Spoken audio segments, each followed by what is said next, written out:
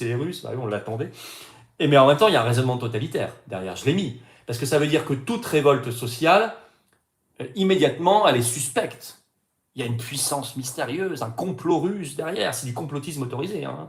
Alors j'ai dit, bah, c'est quand même très totalitaire comme raisonnement, parce que ça veut dire que tout mouvement d'opposition, il est systématiquement sali, suspect, il y a forcément un lien avec les Russes, tout ça, donc c'est vraiment pour empêcher tout mouvement d'opposition. C'est très grave comme prise de position en fait. Regardez là, les paysans qui se battent pour leur outil de travail, pour leurs vaches, les vaches, je rappelle que ce pas des objets, hein, c'est des êtres vivants, sensibles. C'est bien de le redire de temps en temps. Hein. C'est forcément parce qu'il y a les Russes derrière.